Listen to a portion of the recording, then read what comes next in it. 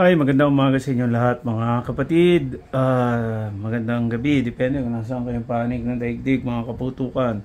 So, meron nag-request sa atin na gumawa ng video yung detailed na pagkalas ng 1911, no? Siguro para sa detailed cleaning. Okay, so before we start, gusto ko lang ipaalala, ang 1911 naman, hindi kailangan talagang linisin ang buong buo, no? Yung detalyado, kasi kakalasin mo lahat, pati small parts. Not unless napabayaan siya, kinalawang talaga, no? Ngayon kailangan mo talaga i-restore, kakalasin mo lahat, no? Pero kung yung ordinary yung gamit mo lang hanggang 1,000 rounds, 'di ba? Yung main groups lang ang paglilinis. Tsaka take note, ang baril, hindi naman nililinis talaga yan. Kada putok mo, pumutok ka 10 rounds, 100 rounds, 200 rounds, linis agad. Diba? Ang recommended dati, based dun sa nabasa ko, is every 1,000 to 1,500 rounds. Okay? Kaya lang tayo mga enthusiast, gusto natin lagi malinis yung baril. Alright? Yung iba nga, talaga naglilinis after mga 2,000 rounds, no? Pagka yung pinuputok nila, magaganda talaga yung gunpowder, konti yung residue. Okay? But, of course, that's 1911, no? Okay? So, pag gusto nyo kalasin ng buong buo, ipapakita ko ngayon. Okay? Pagpasensyaan nyo na lang, no? Ito na siguro yung the best na magagawa ko. Alam mo, wala man ako mga equipment ng mga pang vlogger na mga i-zoom ko to na maganda, no? Pero sasabayan ko naman ng voiceover. Okay? Kung may marinig kayo mga mura, pasensya na kayo. Minsan expression lang. Right?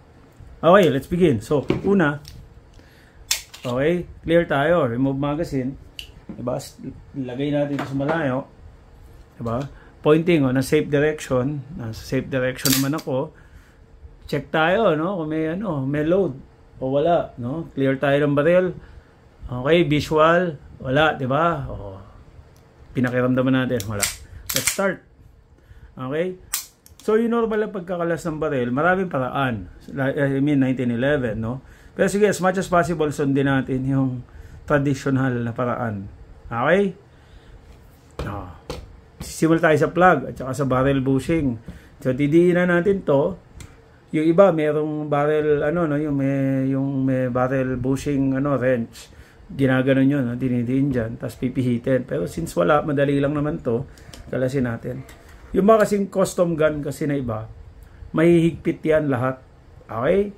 Pag nagawa mo na yan, pwede mo nang tanggalin to actually. Pwede mo nang kalasin yan. Kalasin yan. Pwede mo nang hugutin to. Sa totoo lang, pwede na . Pero wag muna. Sundin natin yung tamang paraan. Alright? Tapos to, mapupunan nyo, merong may notch yan dito. Ito, 2 notch na to. Papunta rito sa dito sa slide stop natin, no? Ito yung pinaka parang naglalak. Ayan. Tatapat natin ganyan. Okay? Ay, sumobra. Ito na yung notch niya. Dalawa kasi yan, di ba? Ayan, yung notch niya na maliit. Ayan, nakita niya? Yun. So, pag nakatapat na siya, tutulak nyo lang dito sa ilalim. Pakyat. Tapos, tanggal na yan. Alright? Tapos, mahihila na natin ang buo ito. Alright, alagay muna natin to dyan. Okay, tas to. Ayan, hugutin natin to dito. Pero kanina sabi ko nga, pwede yun na hinugot yun sa labas. Ayan, pag-iwalayin natin, ha. Okay, tas to. Barrel bushing, pipihit natin pa kanan para mahugot natin. Tas tanggalin natin yung barrel. Sa mga hindi familiar sa 1911, dito nang gagaling yan sa dulo. Di ba kasi yung mga ibang baril dito. Okay? Ayan, tinanggal natin. Hindi na natin kakalasin itong barrel link kasi naka-fix yan, naka-pin to. Pag tinanggal natin yan, baka mahirapan ako ibalik. Wala kasi ako na ibang gamit. Alright? So, yan na. Nakalas na natin yan. Ito naman, tatanggalin natin, no? Pag magpapalit kayo ng firing pin spring, firing pin stop, minsan nagkakamali ako ng tawag dito, pagpasensya nyo na. Basta we understand, firing pin stop yan. Okay? Firing pin na yung pinaka-retainer ng firing pin dyan. Okay. So, didiinan mo yan, to, para tas i-slide mo, pag gano'n, palabas. Pero alalayan mo to kasi ano yan, no? Tumatalsik yung firing pin minsan. Okay? Yun. Firing pin stop, tinanggal natin. Firing pin spring. Noong nakaraan, banggit ko to sa video ko, di ba? Okay. Tapos ito yung extractor. Sinusungkit lang dito sa ilalim. Ayun, no? Doon. Ako, ayaw mag-zoom. Paano ba maayaan to? Yan, okay. Susungkitin lang natin dyan. Ayun, tanggal siya. Alright. Kalas na rin siya, ha? Kita nyo. Okay. Wala nang laman yan, ha? Wala na. May nagtanong sa atin kung anong series daw ba to? Series 80, Series 70, American Classic, Series 70 po ito. Yung Series 80 may firing pin black, 'di ba? No, hangga't hindi mo kinakalabit yung trigger, hindi para sa mga modern pistol. Okay? So meron dito noon. At saka 'yon, pag naka-half cock nakakalabit. Alright? So lagay muna natin 'yan diyan. So nakalas na natin 'to na detalyado. So pagka madumi yung barel, ako ang ginagawa ko dati sa diesel o kaya gas, binababad ko talaga siya. Okay? Kaya lang, syempre, minsan may amoy, no? Okay, hindi, syempre, matanggal yung amoy, no? Lalo na pagka ito, sa grips, napasama, maamoy yun. Okay, punta tayo dito sa lower. So, kailangan muna, bago natin ito tanggalin muna yung grips. Tapos kung mapupunan nyo, hindi na to yung usual na stock na mga screw. At saka meron siyang magazine guide. Ulitin ko magazine guide to. Magazine well, yun. Ito ang well. Ito magazine guide. Although of course accepted na sa community. At saka sa lingwahe nating mga nagbabarel. Pag sinabi mo magwell, alam na natin to. Pero technically speaking, this is magazine guide. Magazine well, yun yung butas. Na sinusuksukan ng magazine. Kaya nga well magazine well. Alright. Alasin natin to. Okay. Ayan bro, sana makatulong ako ha. Medyo mas detalyado na itong ginagawa natin para mas ma-appreciate nyo. Okay.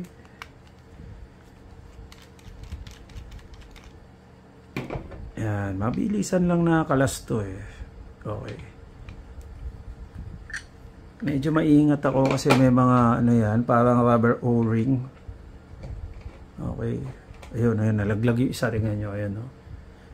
Yung mga aftermarket screw ngayon na lumalabas, merong O-ring na kasama para pag naghigpit ka, no, hindi siya naglo-loose basta-basta. Sa magtatanong nga pala, no, saan ko nabili itong grip na to? Sa Lazada lang, made in China. Hindi ko alam kung material na ito, nakalimutan ko yung tawag Pero magang siya. Tapos maganda yung yung copy talaga sa kamay. Okay siya, no. Mura pa. Doon tayo mura. Okay. Sinesave ko talaga yung mga O-ring kasi yan yung nagsisilbi nating parang thread lock, no. Nawala yung isa. Yun, nalaglag pala. Ayan. Okay. Lagay natin muna yan dyan. Set aside natin. Okay, punta tayo dito. So ito, may mga nagtanong din sa akin sa magazine guide saan ko nabili. Nabili ko to sa mismong anong tawag dito? Metal Arms. Okay, may tumulong na kaibigan sa atin. Shoutout sa iyo, paring Rian. Okay. So, ayan, nakakalas na. Pwede kalasin ng buo yan, pero pwede rin natin kalasin. Tinatanggalan to. So, for the sake of this video, kalasin na natin. Although, yung mga ibang magazine guide, di ba, yung mga SNA dati, na ganitong design, hindi nakakalas yun, isang buo yun.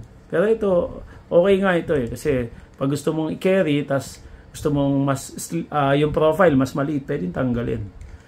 Di ba? So, ayan, kalasin na. Ay, anong nangyari? Bakit nagbago?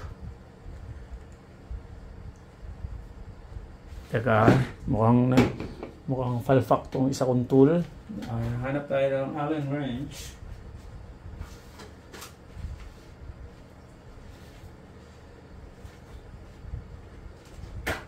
Nasaan yun? Where? Allen wrench. Tapos muna natin. Maghihintay kayo. Yun. Ito, nakakuha tayong bagong Allen wrench. Okay, sirain na kuha ko na wala yung isang ginagamit ko na. Magkamukha kasi yun pang bike. Okay, so yan. Tinatanggal lang sana ka. Bolt lang yan. Okay. Okay. Yan. Yung parang ordinaryo, no? Kagandahan nito, pag bumili ka sa, sa Metro Arms, meron na siyang, checkering na pino, no? I think 30 LPI ito, the best. Hindi masakit sa kamay, pero kapit na kapit. Ganda. Yeah, so, yan na, focus natin. Yun, no? Ganda. Alright. So, sa lower, itong frame natin, ano una nating mga tatanggalin? Ang number 1 talaga dito na tinatanggal is ito, no? Yung ating thumb safety. Pero take note, itong plunger na to, yung plunger tube, tsaka yung plunger assembly, tatlong piraso sa loob yan. Spring, ito yung plunger para dito sa thumb safety. Tapos itong kabilang dulo, yung plunger para doon sa slide stop. Tumatalsik yan, kaya dapat ingatan. So, anong gagawin natin? Habang naka-hammer up, kukunin natin yung tamang anggulo. Tapos, nahihila na yan. Okay? Kaya lang, iniingatan ko kasi, pwede sungkitin yan sungkitin natin Pwedeng sungkitin para mas makita nyo lang. Kaya lang, iniingatan ko para hindi tumalsik yung plunger. Tumatalsik kasi yan mahirap hanapin. Yun. Okay, nadaan-daan ko. Hindi siya tumalsik. So, tanggal na yung safety, yung thumb safety. Tapos ito yung plunger na tumatalsik. Ito. Ayan, tanggalin natin. From the plunger. Ito, plunger tube. Ito yung plunger assembly. Diba? Ito yung itong kabila. Zoom natin. Yan. Yan. So, ito is yung plunger para sa slide stop. Ito yung plunger para sa thumb safety. Okay? So, mas natanggal natin yan. A well-fitted 1911, hindi dapat kumakawala itong ganito. Hindi ko naman sinasabing hindi well-fitted. Ito, maganda to. Pero, yung mga iba na hawakan ko, kailangan kalasin mo muna itong main spring assembly, no? Yung main spring housing, bago mo matanggal to. Pero sa mga ibang baril, lately, arms core, tsaka ibang mga baril, natatanggal to. Medyo alug-alugin nyo lang. Okay, nabababa to Yan. Natatanggal. So, pag natanggal yun, okay na yan. Walang problema. Tapos ito, ganyan yung tsura niya. Okay? So, ang susunod natin tatanggalin ngayon is yung main spring housing. Okay? So, ang gawin natin, lalayan natin to, kalabitin natin para mabawasan yung tension. Ito, gamit na tayo ng pamukpok. Okay? Ito dito. Dati, kaya kong sundutin to, pero mahina na tayo. Ayun, nasundot ko. Wow, lumalakas na ako ulit. Joke lang. Ayan, normally gagamit ako ng dito, martilyo na maliit. Pero yan, kaya naman. Ayun. Tanggal natin yung main spring housing retaining pin. Okay? Tapos hindi ko muna siya tinatanggal ng buo kasi kadalasan, pagka maluwag yung mga pins, nagbabagsakan na yan. Okay? So, ang gagawin natin unti-unti. Di-release ko lang yung tension para mawala yung tension sa hammer. Diba? Tapos ang gagawin ko, tutulak ko to. Yung hammer na, yung retaining pin para sa hammer. Pag natulak ko na siya, ideally, mahugot ko na tong hammer. Hindi ko na rin tatanggalin to hindi ko na paghihiwalayin itong strut, yung hammer strut tsaka hammer. Kita nyo naman tsaka malilinis nyo na yan. Diba? Kasi nakapin na siya ibig sabihin nakalock, no? Hindi ko kaya magpinning, wala akong gamit para magpinning ako, no? Kasi kailangan doon yung papatungan mo matigas na bakal din para gumana ng gusto. Yung pinning, yun yung pinapalapad ng konti yung dulo para mag-lock yung bakal, yung retaining pin. Wala ako noon okay? So itong pin na to naman para to sa sear. Okay, sear. Okay? Tinutulak yan. Okay, pagka naitulak mo na yan, ganyan lang, no? Madali lang. Kaya lang, bago natin yung gawin, ayun yung disconnector, ayun yung pin. Yung sear, sorry. Tanggalin natin itong main spring housing. Pag natanggal natin yan, ito yung sear spring, yung 3-lip, minsan may 4-lip yan, para gumaang yung pull. Ayun yung disconnector, nakapatong dito sa sa pinaka nung bow ba tawag diyan ng hammer. Okay, ganyan na itsura niya. Mamaya pagbalik natin, ganyan din dapat. Tuloy na natin tanggalin, ha. So yan, tutulak ko lang to, tapos dapat lalaglag na lahat yan. Okay? Yan na itsura, ha. Disconnector, sear. Yan itsura ng sear. Okay? Kung may napapanood kayong video, paano mag 4 months trigger job, huwag nyo basta pakikialaman, ha. Kasi pag nagkamali kayo ng kinis dito, sa angulo na to, baka mag full auto yung nyo, yung mga 1911. Okay, full auto, isang kalabit lang, sunod-sunod yung putok, delikado yun. Pag nanood kayong video na may mga ganon, mura lang naman, pa-trigger job nyo na sa, sa gunsmith. Alright, I wouldn't recommend na gawin nyo mag-isa. May napataas ang kilay, nagawa mo na, nagkamali ka na. Hindi naman, hindi ko pa nagawa, pero nakita ko na sa iba. Pero kapag trigger job ako, sarili kong baril. Okay. Kalasin natin itong yung magazine catch para matanggal natin itong, kasi by design nakaharang yan eh. Tatanggalin natin yung magazine catch para matanggal natin itong hammer. So this is magazine catch assembly. Kasi assembly yan, ilang piraso yan. So nakita yung ginawa ko, ulit. Yan. Tinulak ko paangat ng konti. Yan. Tinulak ko. Paano ba? Ayun, tinutulak ko. Tapos tsaka ko siya pinihit. Okay, hanggang sumagad. Release na siya. Tapos ito, matatanggal nyo na yung trigger. Alright. Ito, paano pagtanggal na ito? Di ba kanina pinihit natin? Yan, pinihit natin. Pipihitin lang natin ulit. Ayun, may lock siya doon. Ayan, may lock siya yun. Pipihitin lang natin, pabalik doon. May spring yan. Kaya kung natitigasan kayo sa pag-release nyo ng magazine, 1911, napapalitan yung spring na to. Ayan. Okay? Para gumang yung pagpindot nyo. Kaya lang, of course, hindi ko i-recommend yun. Kasi yung mga ganyan, pag masyado malambot, madaling matanggal, minsan madiinan lang ng konti, lalaglag magazine nyo. Delikado din yun, di ba? Okay, so yan na, malinis na. So dati, pagka maduming baril ko, puro kalawang yung nahawakan kong baril na nililinis ko. Etong bone to, nilulubog ko yan sa Actually, lahat yung part na yan, except sa grips, binababad ko yan sa diesel, gas. Okay? So ganun ang ginagawa ko. Hindi yan. Kumbaga, sa akin kasi ang baril, hindi bine-baby eh. Tapos may murang paraan. Just make sure, pagkatapos nyo gawin yun, binabrush ko lahat yan, tinitignan ko, may naiwang kalawang. Pagkatapos kong gawin yun, lahat naman yan, it's either isprayan ko ng yung WD-40 para mawala lahat ng moist, at the same time, malagyan ng oil yung surface niya para hindi nakalawangin uli. O kaya oil mismo, lalagyan ko ng sandamukal na oil yan. Tapos, paiinitan ko siya ng konti, tapos tsaka ako tatanggalin excess oil bago ko ibalik. Okay? Tapos tatandaan nyo rin, ang barrel hindi dapat nilulub ng naglalawa. Pahid lang yan. Kasi pag yan, nilagyan nyo na sandamukal na oil, kakapitan ng dumi yan.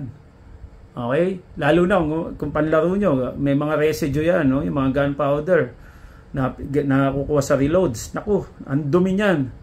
Kaya dapat yan, pagka nilub nyo, tatanggalin nyo ng excess oil lagi. Yung barrel. Actually, lahat ng part, wag masyado, no excessive oil. Kasi dudumi yan. Lalo na kung carry nyo o sa mga kapatid natin sa serbisyo. Di ba? Outside waistband kayo, subject yan sa mga dust. Pag sobrang langis ng baril nyo, naku, kakapitan ng dumi yan.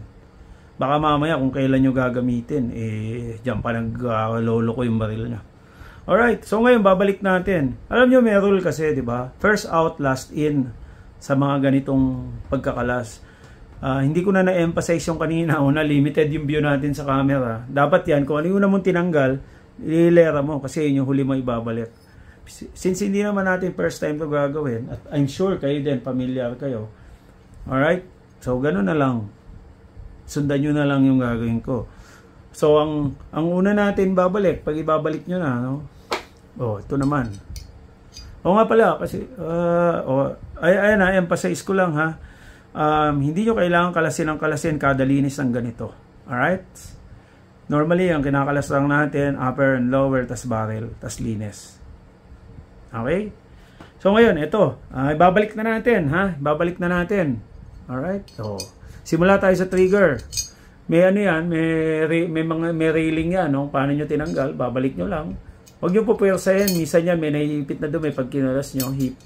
Okay? Kailangan, ano yan, free yan, ha? Tapos balik natin yung magazine catch na tinanggal natin. Alright. Ganun din ulit. Medyo tulak nyo. Tapos balik nyo lang sa position para mag-lock. Alright. Ayun. Nag-lock na. Alright. Tapos, susunod natin ibabalik yung sear at saka yung disconnector. Ito marami nagkakamali. At minsan hindi nila alam pag nakalas na paano. Ganyan ang tamang position yan, ha? Pagbalik nyan. Ganyan, ha? Disconnector. Okay.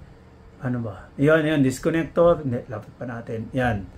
Tapos, yung sear natin, yung pakurba, no? Pakyat. Okay? Pakyat. Ito.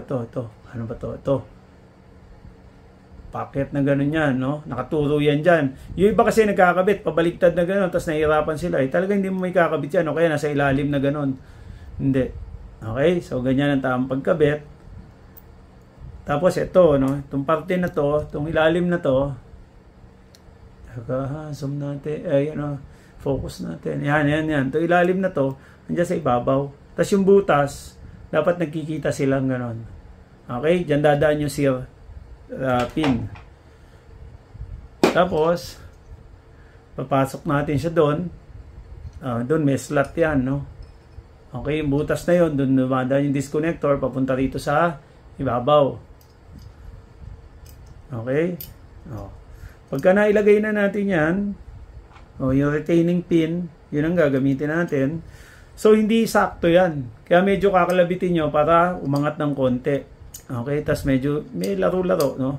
Hanggang maipasok siya. Okay? Tapos, pag nakapasok na siya, pupwesto nyo ng tama. Yung sinabi ko, na ganun dapat ang pwesto.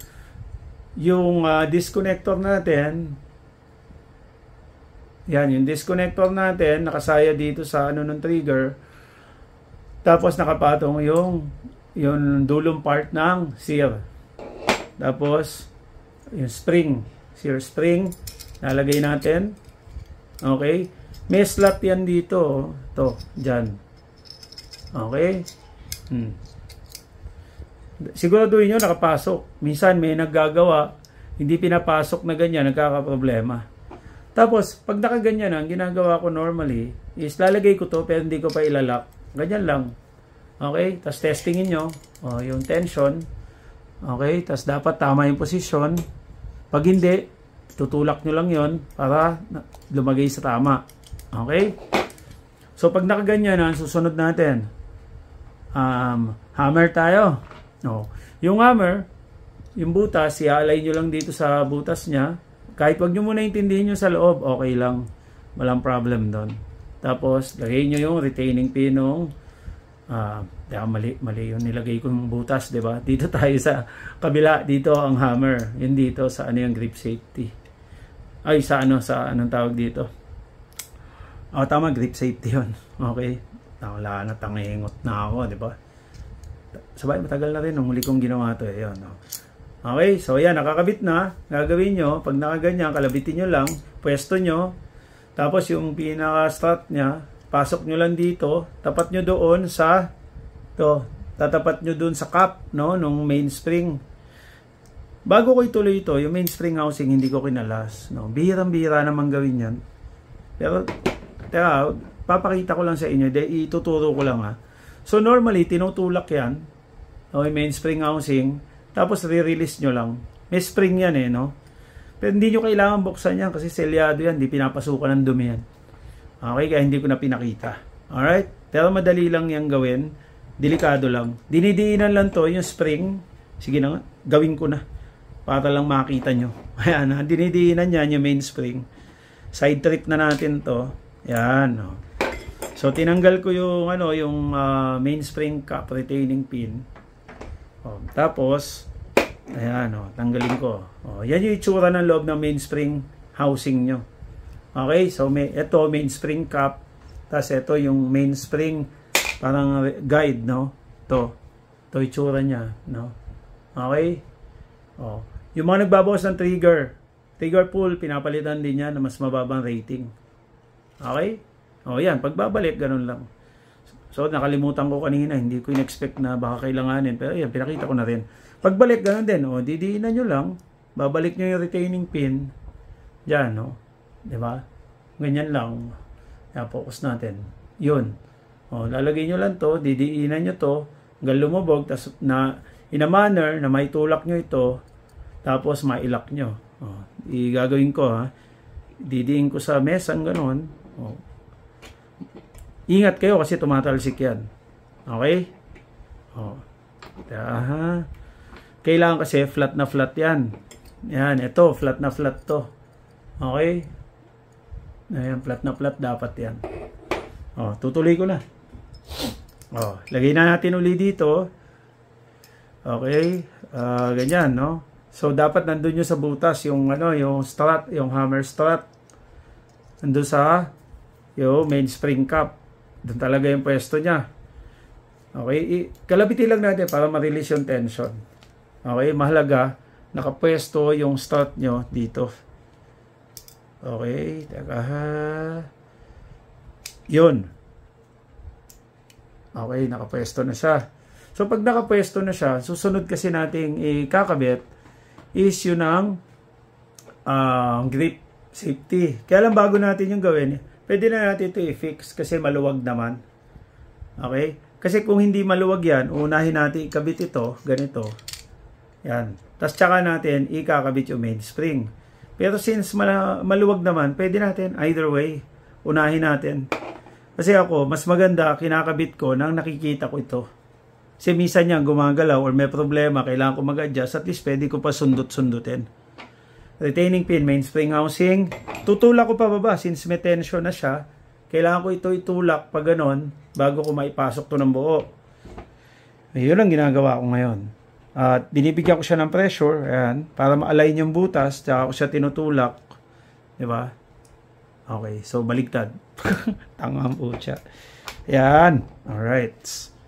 So, kulang pa sa diin, sorry. Saan ba yun? Ito, pandiin ko. Ayun, o yan. O. So, naipasok ko na yung kalahati. Normally, yan, pinupukpok ko lang ng likod ng screwdriver or anything na hindi makakagasgas. Ayan, okay? So, nakapix na siya. Kakak ko. Ganyan yung itsura niya. Papasok ko to, since pwede. Diba? Nagawa natin kanina mailabas. Naipasok ko ng ganyan. Si plunger, papasok ko na uli.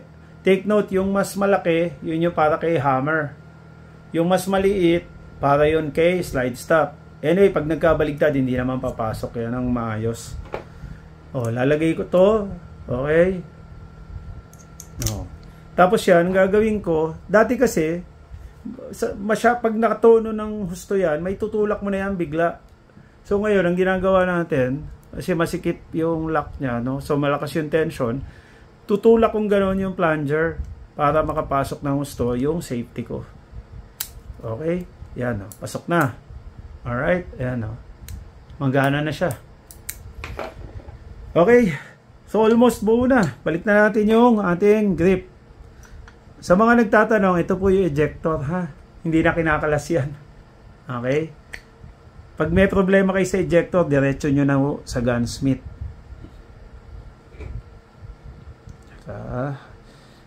Importante yung o-ring, no? Balik na natin to. Alright. Tol, sana nakatulong sa ito, no? Sa mga nag-aabang ng video na to. Kung mapupunan nyo, hindi ko pa kinakabit yung mag guide. Pwede naman sa huli yan. After nito, kakabit natin yung mag guide. Okay. Ay, pucha, umalas. Parang tanga tong o-ring na to. Wala rin palang silbi. Pinang problema pa ako sa'yo. Bakit parang yung o-ring hindi fit? Anyway, lalagay natin yung o-ring para lang masigurado na pag nag-lock tayo, hindi basta luluwag, no? para siyang thread lock, di ba? Yung old school, di ba? Mga gumagamit diyan, familiar sa mga bolt, di ba? Normally may thread lock 'yun, no? Parang ring na metal din. Okay, nakikabit na natin 'yan. Balik na natin ito, ating mag guide. So yung iba, lalo na yung SNA, yung ganitong format na original na SNA, one piece 'yon, no? So kakabit nyo 'yon buo, or pag tinanggal nyo yung mainspring housing, sama na 'yon. Pag nagkabit kayo nito, ingatan nyo to, ha. Kailangan to, wala yung nakalawit na ganon. Okay, wala yan. Kasi pagkasuksok nyo, tatama dyan yung magazine. Bali wala yung mag guide nyo. Kaya dapat nakatago yan. Okay?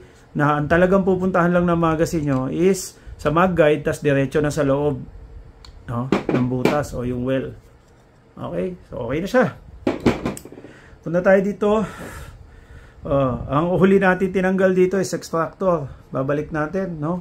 So normally yung mga butas na yan, pagka madumi, nililinis ko yan ng bulak, no, yung cotton buds. Pag konti lang naman na dumi, ni-sprayan ko lang yan WD-40. Okay, tas ito, ayan, may ano yan, ano, may kanal.